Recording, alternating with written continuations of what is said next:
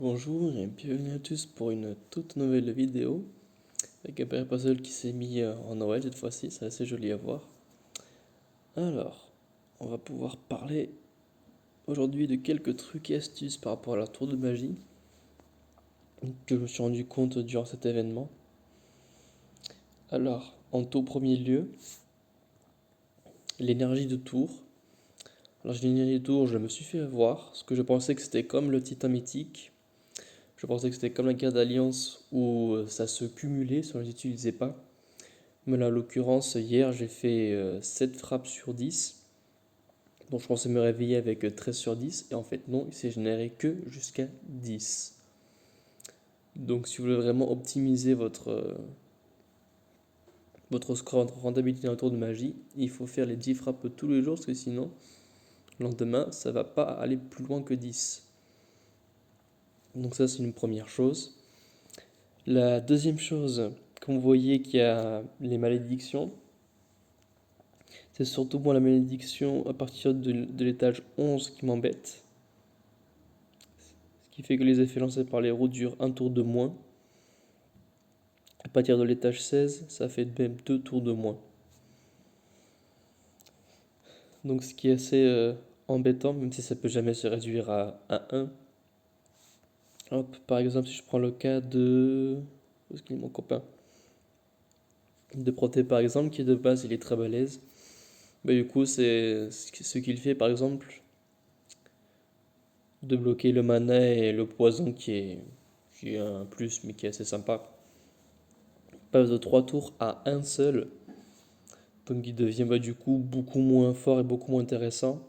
Certes, si on le fait au bon moment, ça va quand même faire du bien. Mais ça reste qu'un seul tour, du coup c'est beaucoup moins puissant. Donc il y a ça qui est à prendre en compte. Donc moi ce que je vous conseillerais, c'est de l'étage 1 jusqu'à l'étage 15, parce qu'encore un tour de moins, ça va encore. C'est de pouvoir jouer des héros, principalement qui vont donner des effets positifs ou négatifs contre l'adversaire, pour pouvoir vraiment optimiser votre score et aussi vos héros. Et également, si vous avez misé sur des 3 étoiles emblémées et limit break, niveau 55 entre autres, pour garder vos 4 étoiles pour plus tard. Bon, en l'occurrence, dans mon cas, ce que j'ai fait, j'ai balancé toutes les 3 étoiles de la saison que j'avais. Il m'en reste encore 3 qui sont encore assez potables. J'avais de base Mélia, mais là elle commence à être un peu juste, du coup je l'utilise plus, parce qu'elle meurt trop facilement. J'avais Brienne, mais là pareil, maintenant passé de un héros qui fait la défense de 4 tours à seulement 2. Du coup il est plus intéressant. J'ai aussi joué une fois Tyroom, version originale. C'était pour enlever des effets positifs aux ennemis. Sauf qu'il est dommage que vu qu'il est paladin, ça dure pas très longtemps. Et aussi la chair et tendre Bélite, qui elle a déjà été modifiée en version costumée. Mais la version normale pas encore, donc en l'occurrence c'est important. Pourquoi faut utiliser la version costumée au début? C'est valable pour elle et aussi pour Melander, dans le cas où vous utilisez Melander à la place de Bélite. Parce que là du coup c'est des régènes qui est par tour, et là si je l'aurais utilisé, elle aurait régénéré uniquement, on va dire, 150 PV sur un tour. Donc pour un healer c'est pas énorme. Et c'est pour ça justement, pour la même raison que les bénédictions sont importantes, mais je vais en revenir un peu plus tard. Donc voilà, à mesure que vous avancez, donc à partir du niveau 15, privilégiez plus les bourrins. Quelqu'un que j'utilise encore, même si ça fait que 2 tours de moins, c'est les renvois. Parce que ça renvoie, ça dure quand même 2 tours. Donc ça peut aller encore, c'est encore assez jouable. Et puis vu qu'ils attaquent très très fort en face, ça fait du bien. Donc ça quand même je le garderai, je le garde malgré tout. Hop. Qu'est-ce qu'on peut dire d'autre? les héros qui réduisent la défense, que ce soit la défense normale ou la défense élémentaire. Dans les défenses normales, par exemple, on a le célèbre Cormec que j'ai déjà utilisé mais qui a été maudit à l'occurrence, comme vous pouvez le voir, il y a 1 sur 1.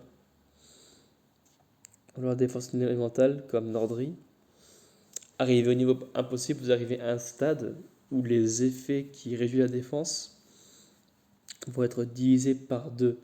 C'est-à-dire que si je réduis la défense de quelqu'un, par exemple comme Nordry, de moins 54%, en réalité, ça le baissera seulement de moins 27, parce que ce sera divisé par 2.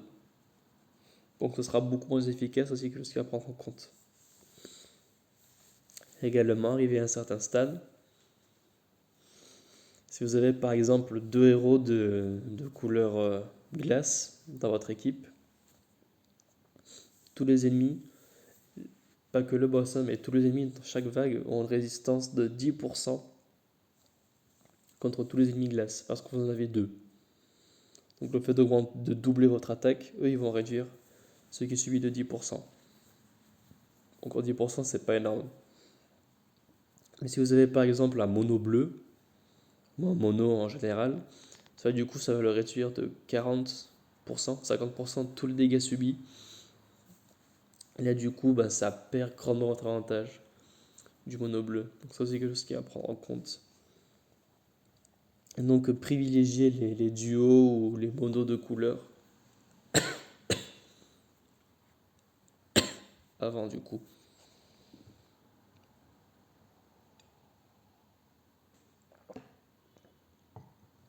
On va même arriver à un stade où ils vont même développer une résistance contre les effets qui bloquent le mana.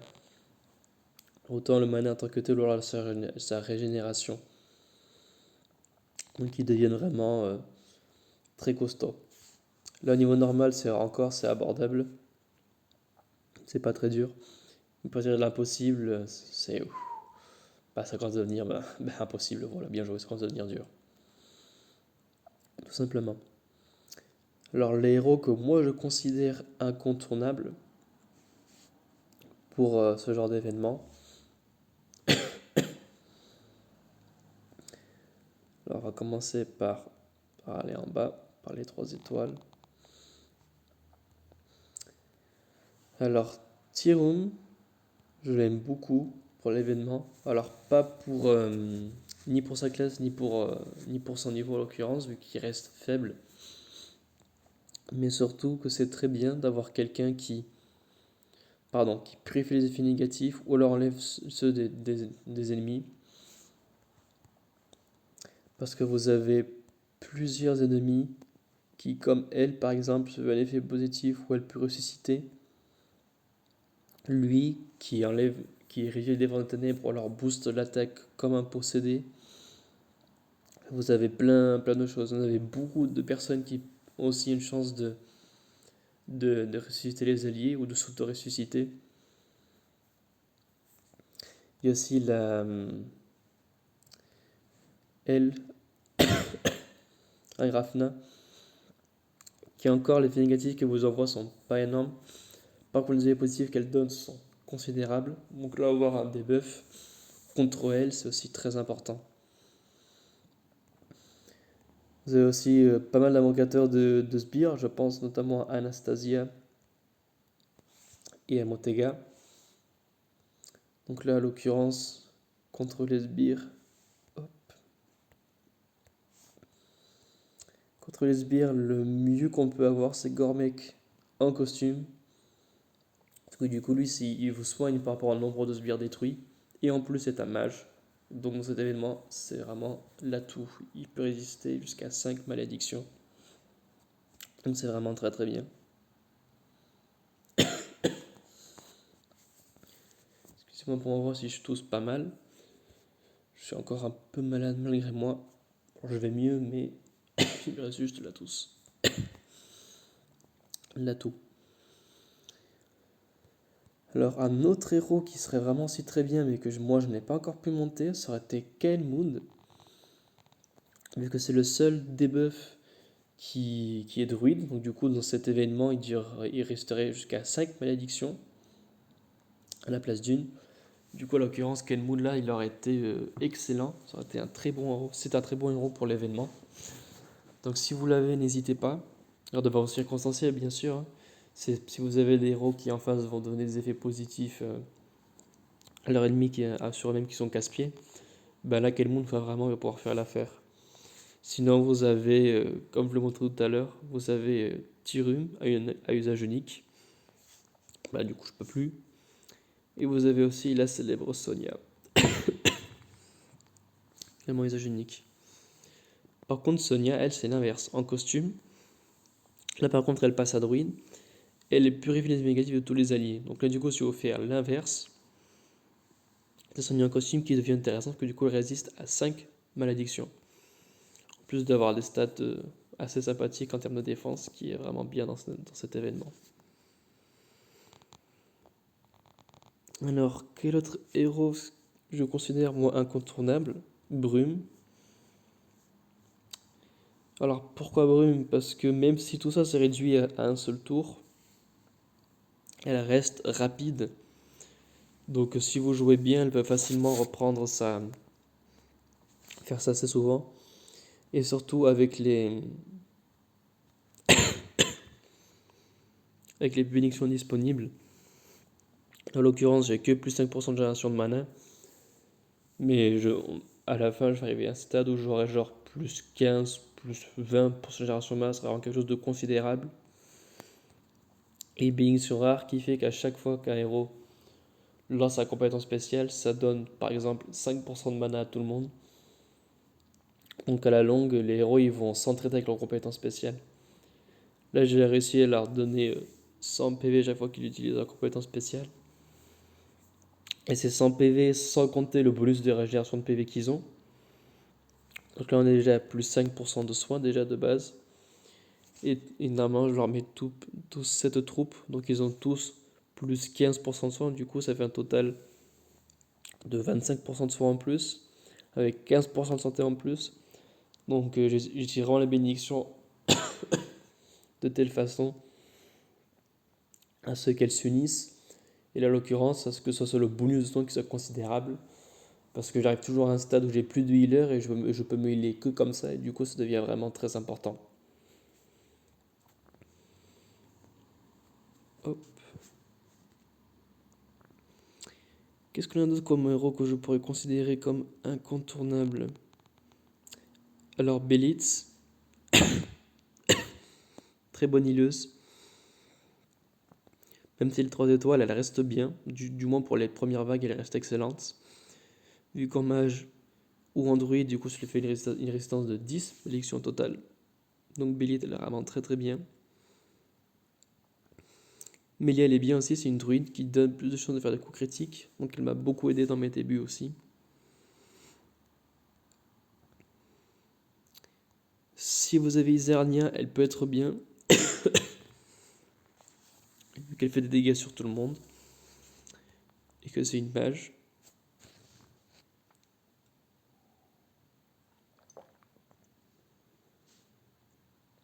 Moi, quand je l'ai utilisée dans les tout débuts, où elle était encore assez potable, mais les 5 étoiles qui ne sont pas montées, au bout de 3-4 étages, deviennent déjà très justes. Donc j'ai dû rapidement me laisser tomber, entre guillemets. Alors vous avez Chao en costume, que je n'ai pas monté. Mais si j'aurais pu, je l'aurais fait. Enfin, j'ai juste pas pris le temps parce que c'est un druide qui vole la régénération de mana à la cible. Et qui en plus est de base rapide et fait des dégâts qui sont sympathiques. C'est pas énorme, mais ça reste sympa. Donc Chao, ça serait pour moi aussi quelqu'un qui est très bien dans cet événement. Vu que du coup, au lieu que ce soit sur 4 tours, ça serait du coup sur 2 tours. À voir, par contre, vu que c'est que 2 tours, si ça fait 25 et 50%. Ou alors s'il passe directement 75 et 100. Si c'est le cas, ça serait bien, mais je pense, vu que ça dit au dernier tour, la totalité du mana généré, donc c'est vraiment très très bien. Après, c'est sur qu'une seule cible, mais ça reste très bien. C'est comme on va dire, c'est une alternative à Proté, on pourrait dire. Hop, quel autre héros que je considérais incontournable? Alors lui, non, vu que c'est un barbare. Si je l'aurais boosté, je l'aurais mis aussi Aoudin, mage. Pourquoi je l'aurais mis? Dans les événements, les boss, ils ont des stades aberrants de PV et d'attaque. Donc les démons que vous leur lancez, ils sont très forts. Là, avec Volmork, de la saison 4, les démons, ils ont 660, je crois, plus ou moins de PV. Donc c'est considérable. Sachant qu'Aoudin, il a sa régène de PV et de mana passif par tour. Et à la longue, il gagnerait pas plus 100% de PV par tour. Mais il gagnerait facilement plus 150, plus 160 par tour grâce au bonus de santé qui est assez considérable. Donc c'est vraiment quelqu'un qui serait intéressant en plus de faire des dégâts sur tout le monde. Et il passe de loin, moyen, facilement, voire rapide sur le bonus que vous avez. Donc lui, encore une fois, ce serait un très bon héros à avoir. Protège, je l'ai déjà mentionné. Alors hélas, non.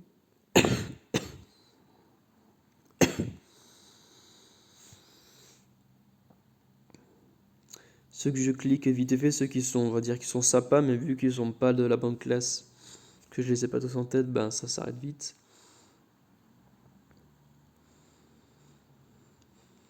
BT Minesus, qui serait vraiment excellent vu que c'est un ecclésiaste et qui retire les bonus de la cible. Lui, il serait pas mal par exemple. Pour les débuts, pour enlever les bonus de la cible. Même si vous avez que lui, ça reste pas mal. C'est un ecclésiaste, du coup, il peut résister jusqu'à 5 malédictions. Donc lui, il est de la saison 2. Donc c'est vraiment très bien. Hop.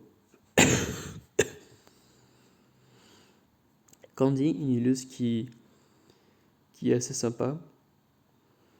Que vous pouvez garder à la fin, par exemple. Parce que même si elle a un régène de PV sur tour qui n'est pas qui en augmentant n'est pas énorme. C'est surtout le fait qu'elle restaure la PV de 50% de ceux qui ont moins de 50%. Donc si vous la lancez au bon moment, ça va être une excellente healeuse.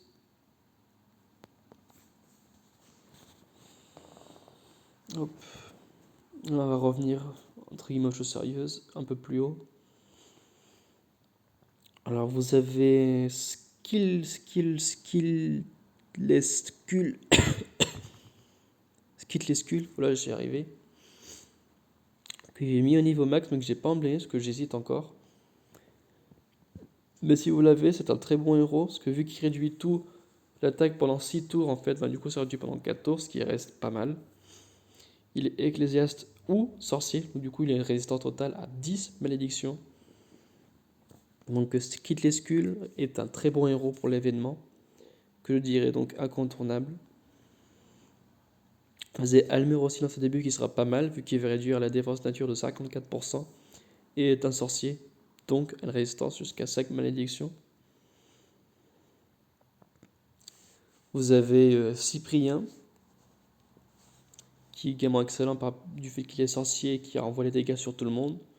Ou alors version normale, vous l'avez pour juste pour une malédiction.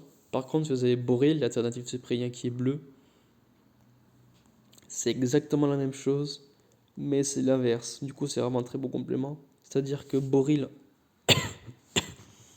en version normale, il a une résistance de 5. En version continue, il a une résistance de 1. Donc si vous préférez ce genre de renvoi, vous pourrez prendre Boril, vu que c'est un renvoi qui est plus élevé, mais sur 3 zones uniquement. Ou alors vous avez Cyprien qui renvoie plus bas, mais sur tout le monde. Donc là, vous avez le choix des deux, c'est également quelque chose qui est très bien. Autre incontournable, Sabina. Sabina comme Mélénor sont excellents parce que les deux ont des classes qui en sont favorables. Du coup, Sabina comme Mélénor peuvent résister au total à 10 malédictions sur l'interdiction des deux costumes. Enfin, le règle costume.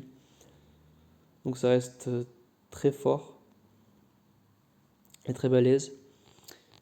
Et le Radir aussi, qui est pas mal du tout, qui est un mage. qui sur le nombre d'effets négatifs va gagner du mana. Donc si vous la jouez contre la magicienne violette, par exemple, il va être très fort. En plus de renvoyer l'effet de poison sur tous les ennemis. Donc c'est pas mal du tout. Purée.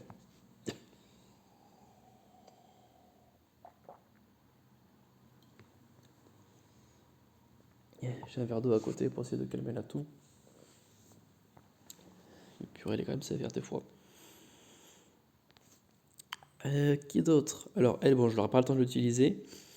Mais du propre événement Anastasion, je l'aime bien, vu qu'elle peut donner de la survivabilité avec des sbires ou alors des démons face à l'ennemi.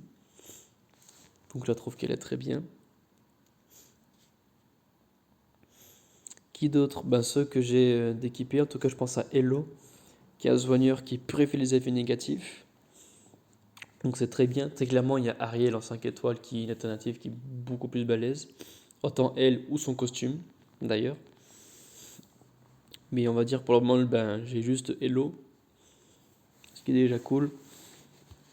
Donc je le garde aussi. Druide, donc résiste à 5 malédictions, donc c'est très bien. Alors Grom, je l'ai mis pour le moment pour histoire d'avoir un verre. Mais en même temps, c'est sympa d'avoir quelqu'un qui ressuscite. Il m'a déjà ressuscité un allié lors du coin précédent.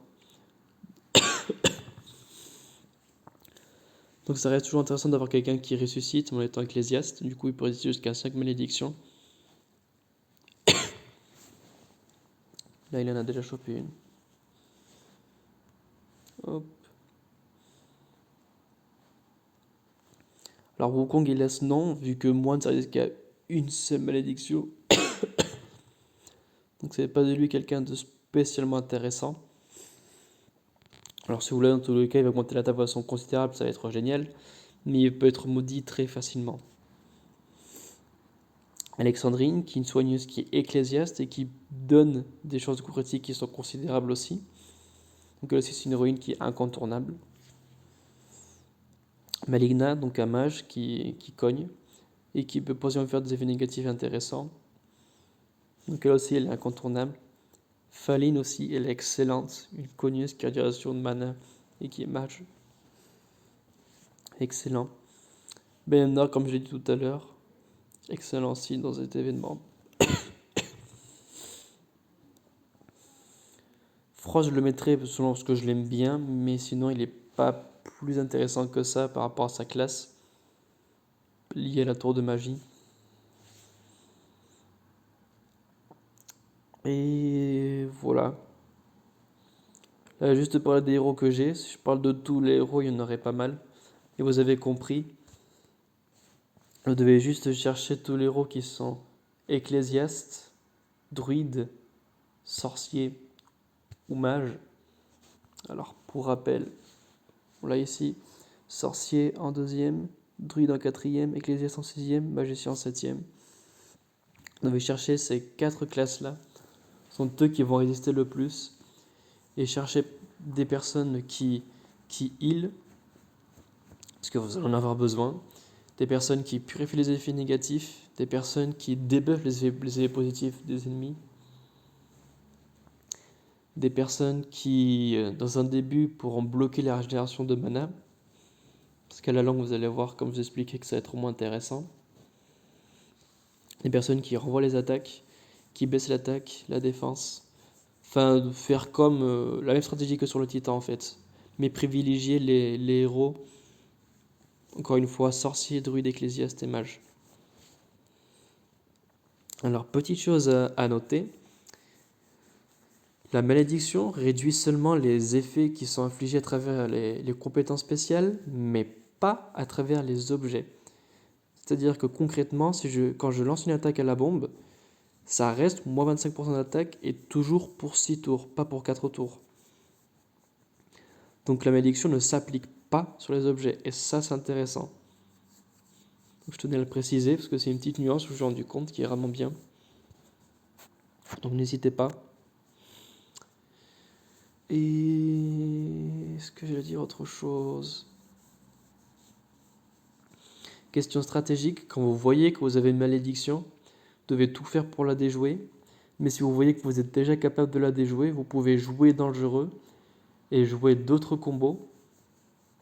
Et ensuite, au dernier moment, déjouer la malédiction. Le danger de cela, c'est que si vous jouez mal, du coup, vous pouvez perdre la capacité à l'enlever. Mais si vous êtes sûr de vous, vous pouvez faire ça, comme ça vous gagnez 2-3 tours de répit, on pourrait dire. Et sinon, des objets qui sont vraiment très intéressants dans ce genre de vêtements, c'est bien sûr les tornades. Du coup, ça mélange le plateau, du coup, c'est excellent. Vous avez aussi le parchemin d'altération qui est excellent aussi dans ce genre d'événement. Et il y a ça qui me vient à l'esprit pour le moment. Et c'est déjà pas mal. Voilà, pour faire court. Pour parler de quelques trucs et astuces